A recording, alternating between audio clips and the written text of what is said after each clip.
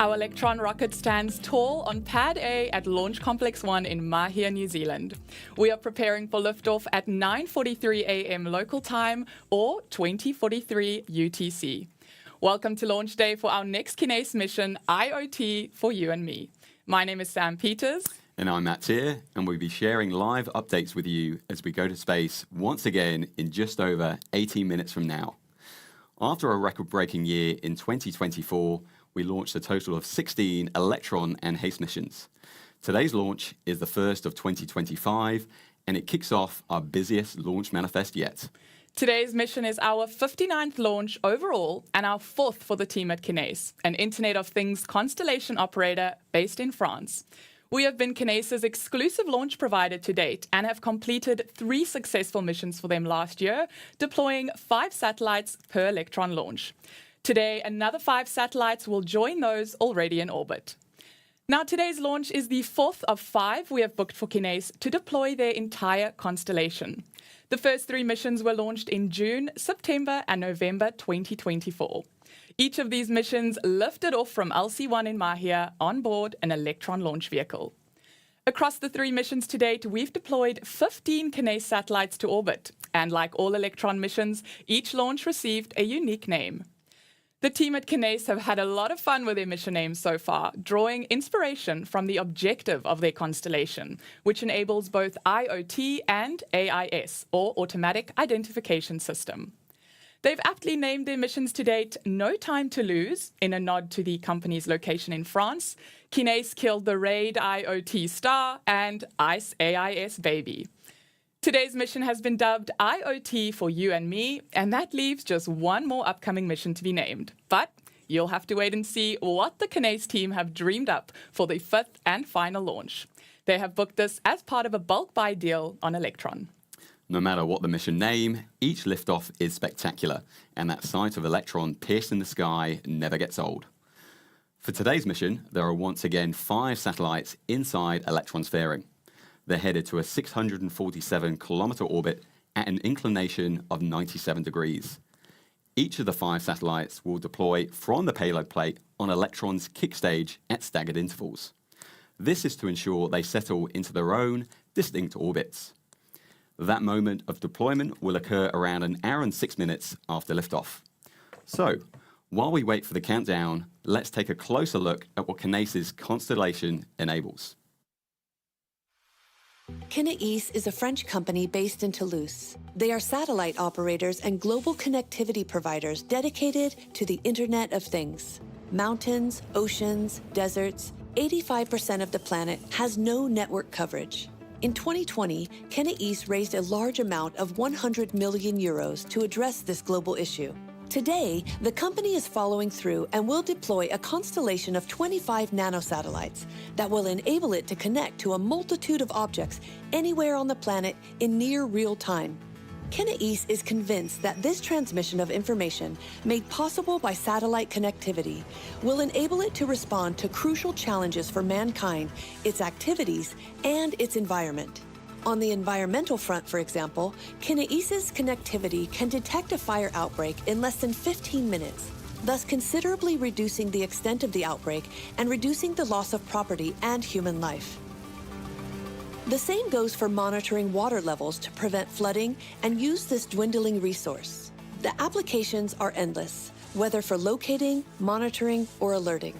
Since its creation in 2018, Kinéis and its teams have been working with this objective in mind. Their 25 nanosatellites that weigh only 28 kilograms are real technological gems. The retractable UHF antenna that, for example, can hear a bird sing within a rock concert 650 kilometers from Earth. They have been fitted with thrusters to ensure they stay on track for their mission. Some even carry children's drawings. At the same time, Kinéis has deployed many ground stations worldwide and have a sovereign infrastructure to guarantee data transmission to its clients. Today is a decisive day. Rocket Lab will launch the 4th rocket. 5 additional Kinéis satellites will orbit in space, bringing the constellation to 20 satellites out of 25. This new launch will considerably strengthen the service's performance.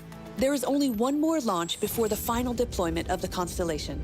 Kinéis' team can't wait.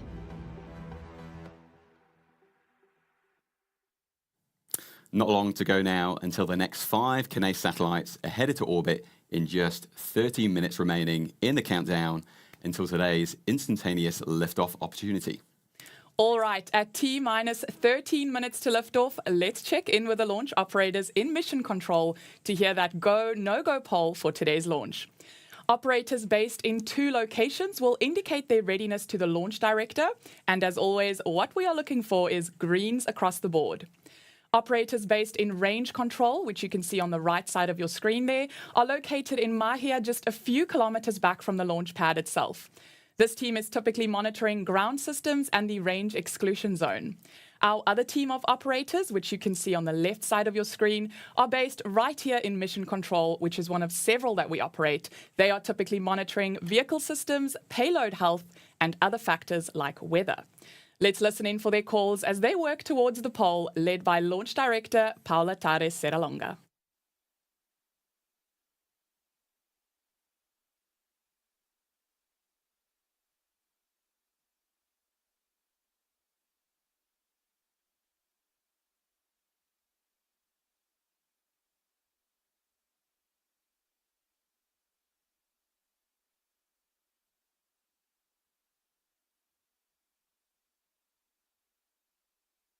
Control stations LD in mission core proceeding with a go-no-go sequence stage.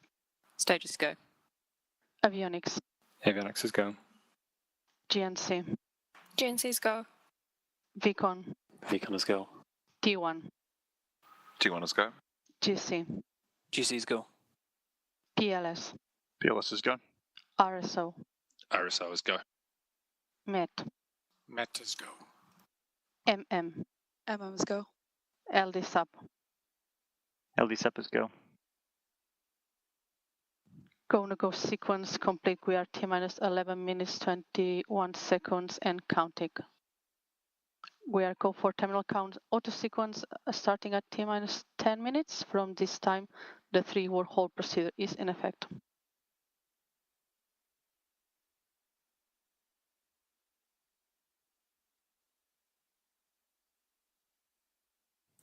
You heard it, folks. We are go for launch, and the count is proceeding.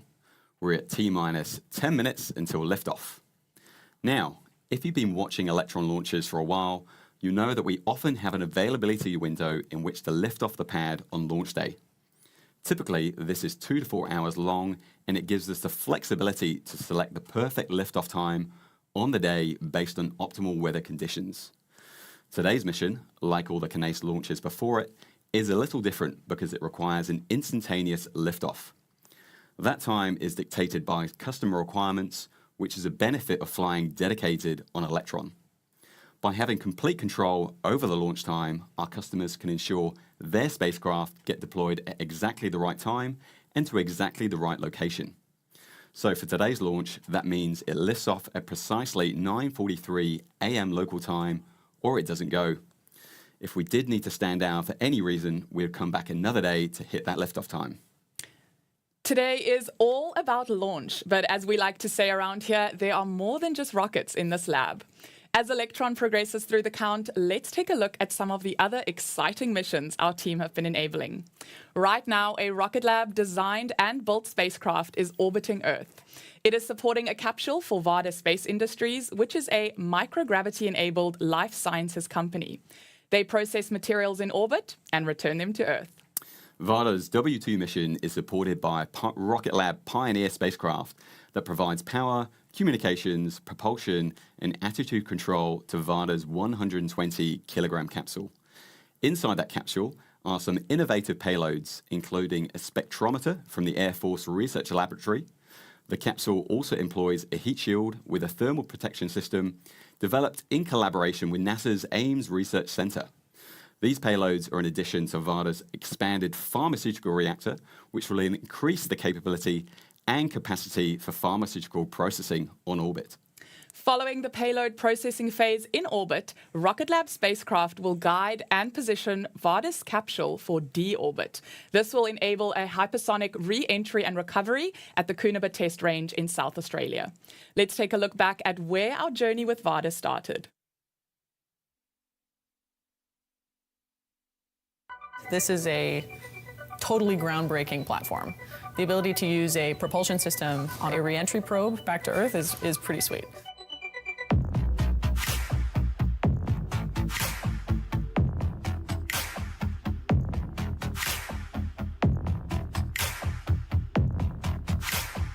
We built the solar panels, we built the structure, we built the propulsion system, we have all the software that we built. The reaction wheels with star trackers, with separation systems we built.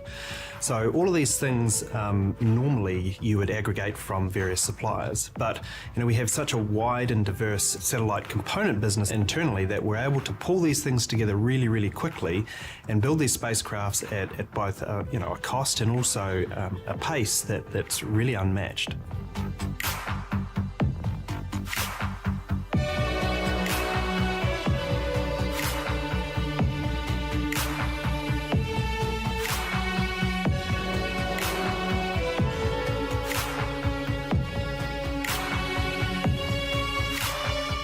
Well, what's next for space systems in the near future is we've got 3 more coming down the pipeline for Varda. This bus specifically, we can support a number of different kinds of missions.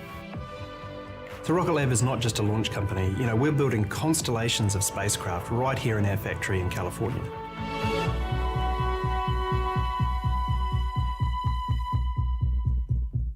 The W2 mission is our second for Varda, and a third Pioneer spacecraft has just been delivered to Vandenberg Space Force Base for launch in the coming weeks. It is a very exciting time to be a part of our space systems team. If you want to design, build, and operate missions like this one, check out the careers page on our website for all the latest open roles. In the meantime, follow Varda and Rocket Lab on X for real-time W2 mission updates. While our spacecraft are hard at work on orbit, we're making big progress on the ground too, particularly when it comes to Neutron and its launch pad in Wallops, Virginia. Right now, on your screen is a live view of Launch Complex 3, located in the Mid-Atlantic Regional Spaceport within NASA's Wallops Flight Facility in Virginia.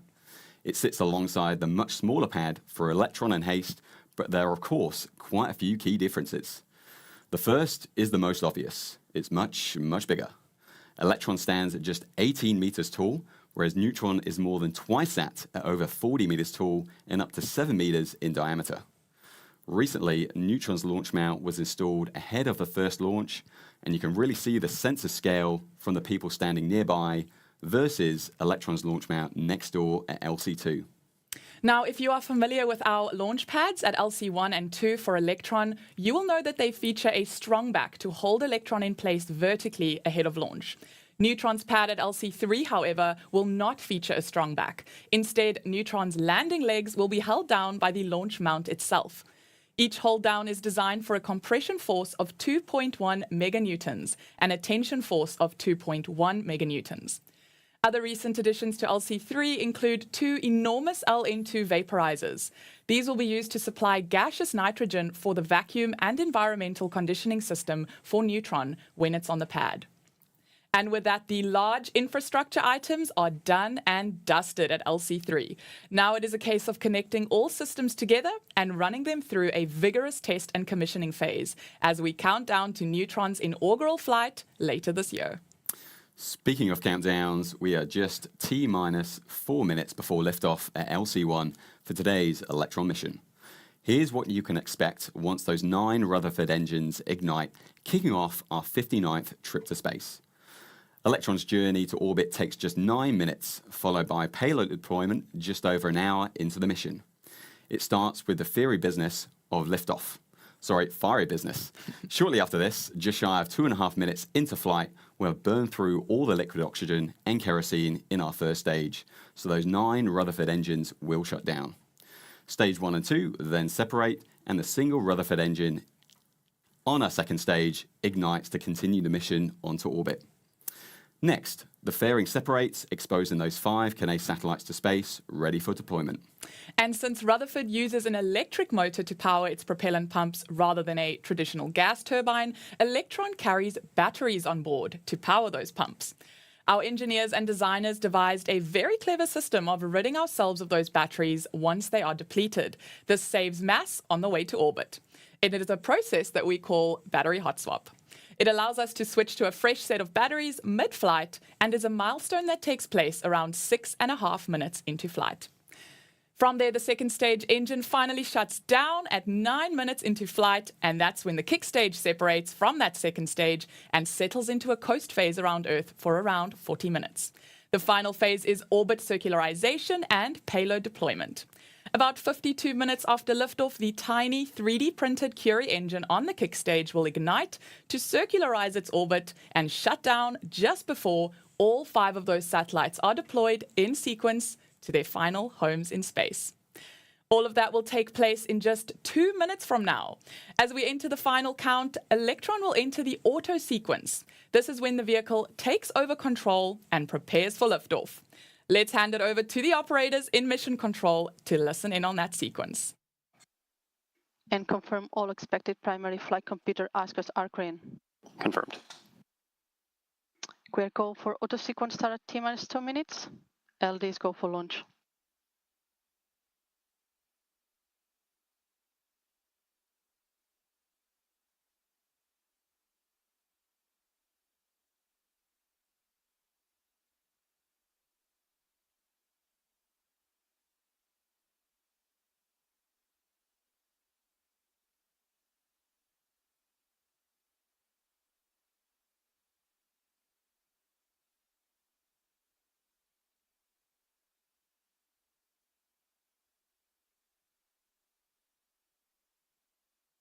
Vehicles fill in internal power. AFDS is green and enabled for flight.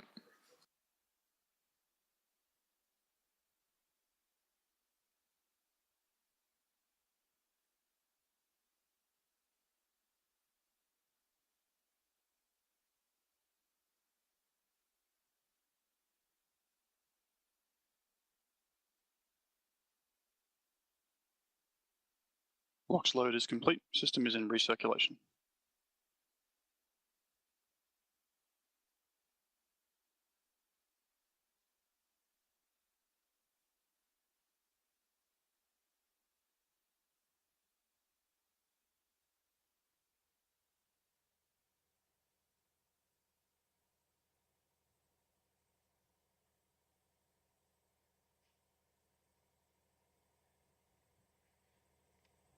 Anti-geysering is disabled.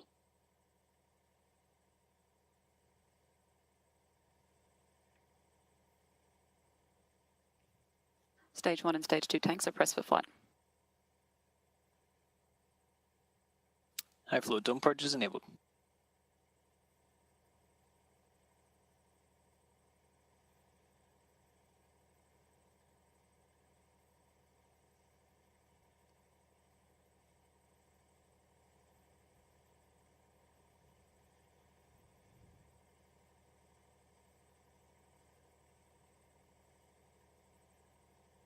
T-minus 20 seconds and counting.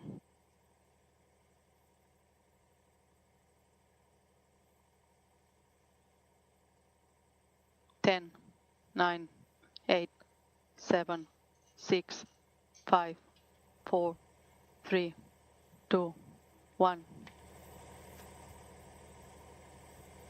Liftoff.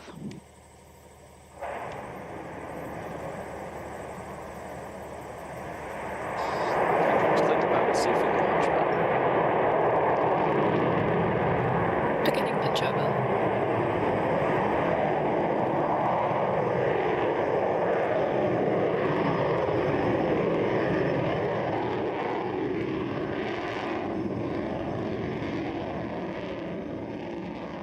Stage 1 propulsion nominal.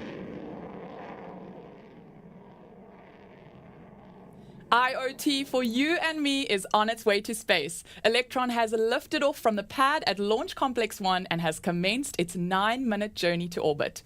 The vehicle has cleared the pad, so next up is max Q, or maximum aerodynamic pressure. This is the moment in flight when Electron experiences peak structural load. Let's listen in for that call out from Mission Control.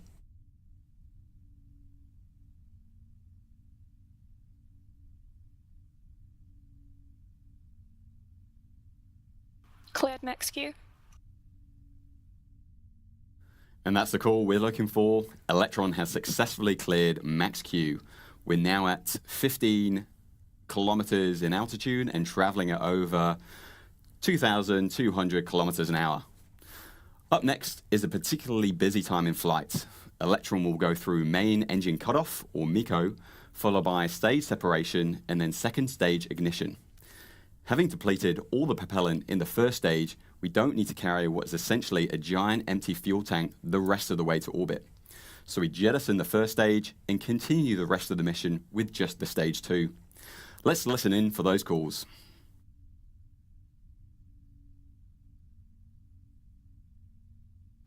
Stage 1 propulsion holding nominal. Stand by for MECO in approximately 30 seconds.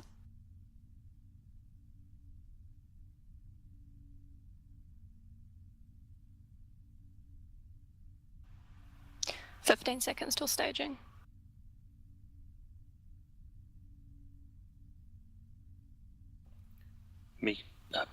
Entering burnout detect mode.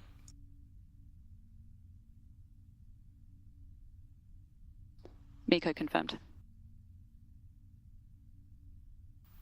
Stage separation confirmed. Stage 2 ignition confirmed. There we have it, successful MECO, stage separation and second stage ignition confirmed. Electron's second stage is now continuing the mission to orbit with those 5 Kinéis satellites attached to the kick stage. Very soon we can dispense of the fairing that has been protecting those satellites from the intense conditions of launch. The 2 halves of the fairing will split and fall away, exposing the satellite to space in preparation for deployment.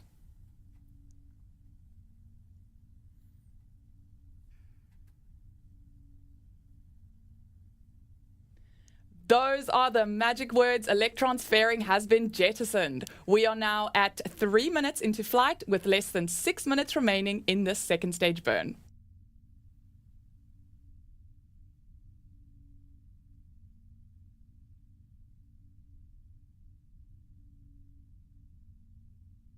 HVB discharge holding nominal.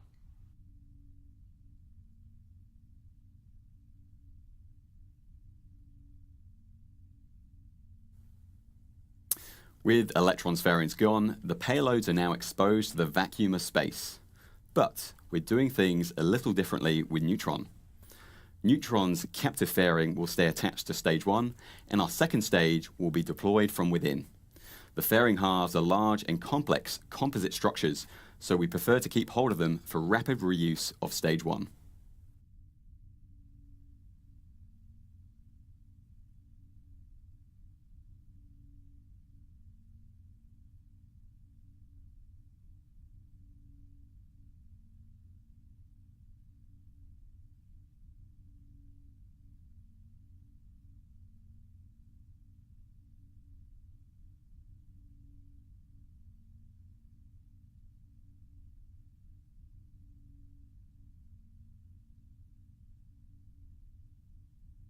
Stage 2 propulsion. Some stunning views of Earth there from space as we head out over the South Pacific Ocean.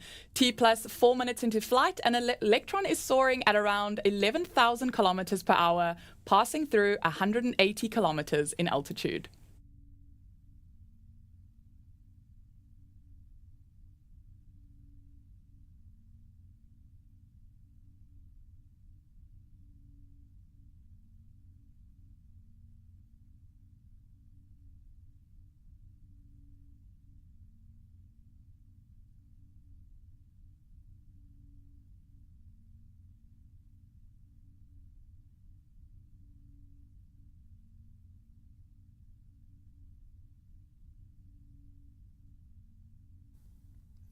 So far, Electron has progressed through a successful liftoff, stage separation, second stage ignition, and fairing separation.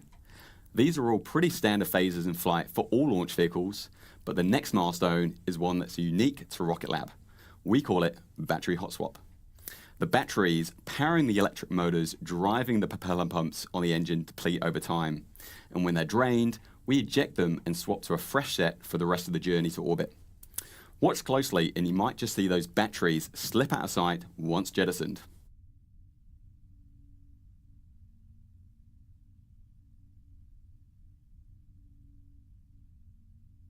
Throttling down.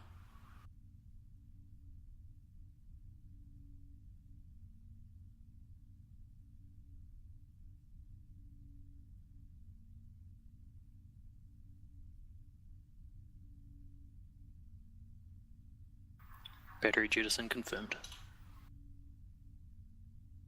Bye-bye batteries. That is a successful hot swap. We are now around 6 minutes into flight at an altitude of about 206 kilometers. We have sailed through most of the key milestones for this launch, with just a few more to come, including SECO, or second engine cutoff. At that point, the Rutherford engine will throttle down, eventually coming to a stop in preparation for kick stage separation. That moment will mark the end of the first mission phase, and it's coming up at 9 minutes into flight.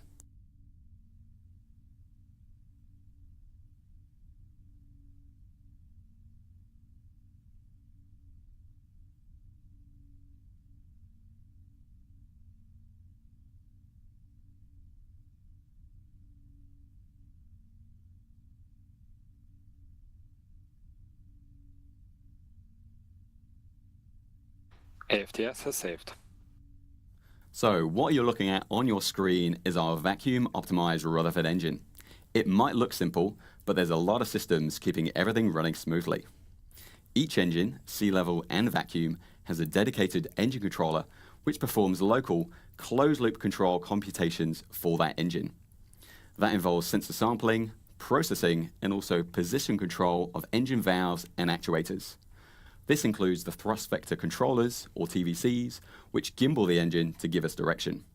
However, each of these engine controllers are themselves centrally commanded by the flight computer, which performs the overall guidance, navigation, and control for the entire vehicle.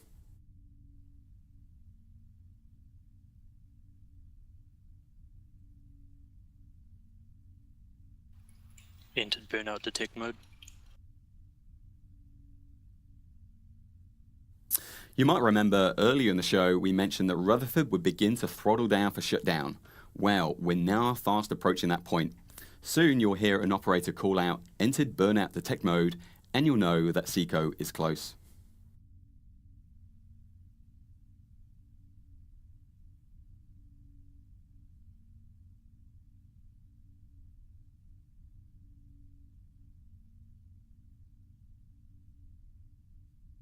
SECO confirmed.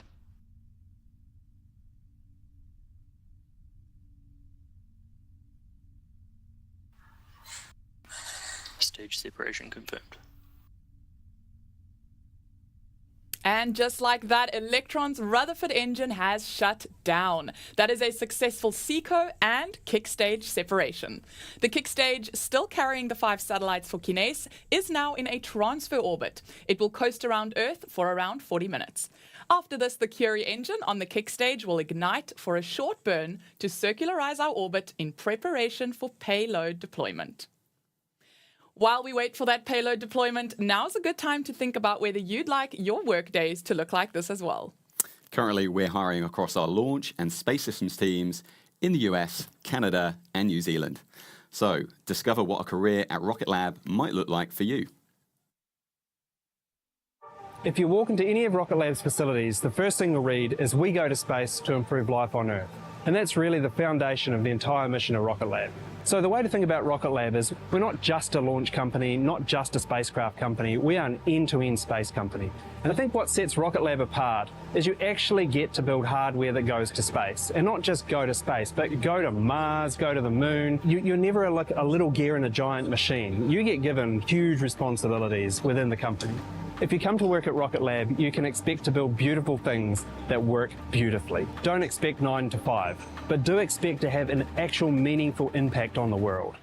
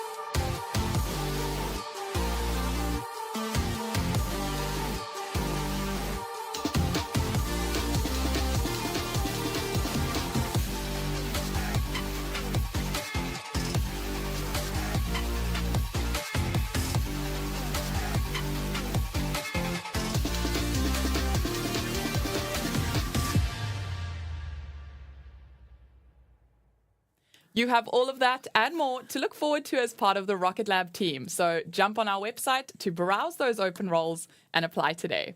For now, though, we're going to take a short break and be back with you in around 50 minutes for payload deployment. We'll see you then.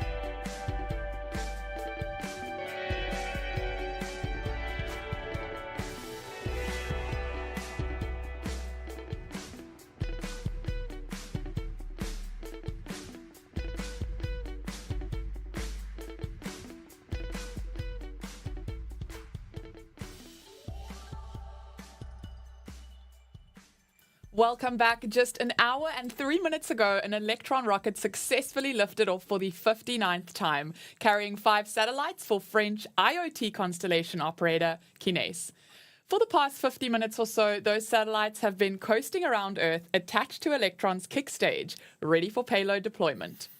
About 10 minutes ago, we actioned our circularization burn, which was conducted by the 3D printed Curie engine. That engine is designed and manufactured by our team to provide in-space propulsion. It enables us to raise or lower orbits and conduct plane changes. It basically ensures that our customer satellites get to very precise destinations, often within single digits of the target. This is a pretty rare feat in spaceflight. The satellites for today's mission will deploy in a very specific sequence. First up is a single satellite attached to the top of the kick stage, followed by the other 4 in pairs from opposite sides of the payload plate. Now, let's throw it back to the brains in mission control to listen out for those calls now.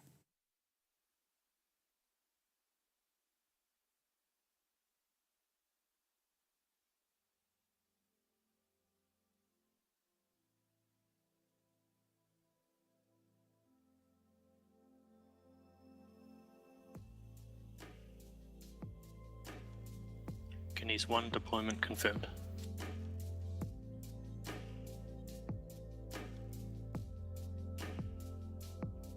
There we go, the first of 5 for today's mission successfully deployed. Now, if you keep an eye on the animation on your screen, you'll see some pretty slick dance moves from the kick stage to orientate us in a precise manner for the next deployment. Then we'll be flipping back the other way for the final sequence.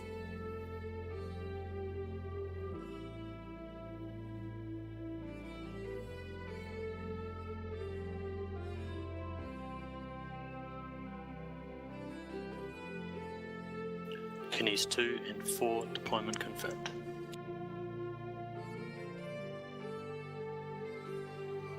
Kinéis 2 and 4 now joining their siblings on orbit.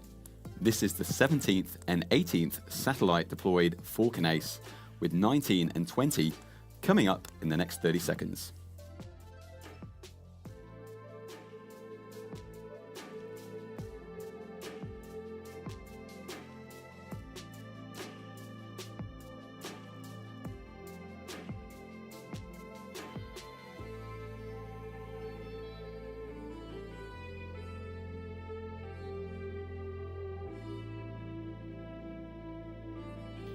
Kinéis 3 and 5 deployment confirmed.